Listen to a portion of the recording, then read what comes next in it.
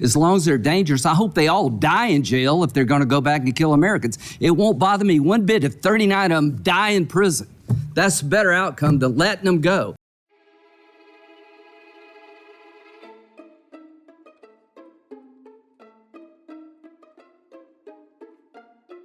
What faith are you, by the way? Senator, I am Protestant. Mm-hmm. Okay. Non-denominational. Okay.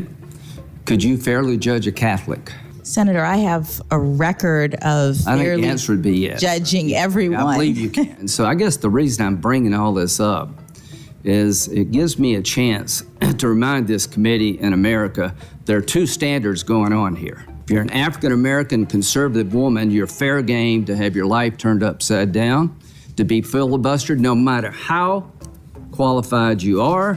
And if you express your faith as a conservative, all of a sudden you're an effing nut. And we're tired of it.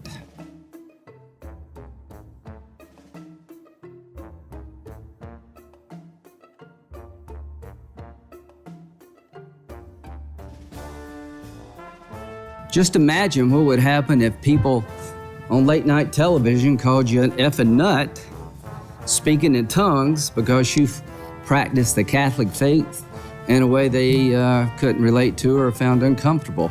So, Judge, you should be proud of your faith. I am convinced that whatever faith you have and how often you go to church, it will not affect your ability to be fair.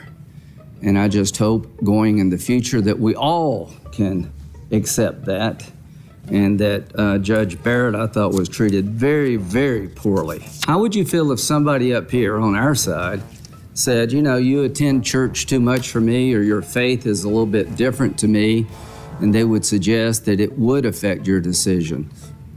Would you find that offensive? Senator, I would if I were you. I found it offensive when they said it about Judge Barrett. We had them and they got loose and they started killing people. Well, I could just say that... if you're one of the people killed in 2005, does it matter to you when we release them? Suggest that a president of your own party released him in...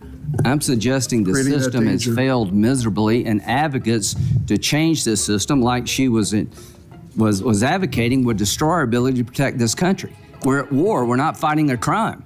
This is not some passage of time event. As long as they're dangerous, I hope they all die in jail if they're going to go back and kill Americans. It won't bother me one bit if 39 of them die in prison.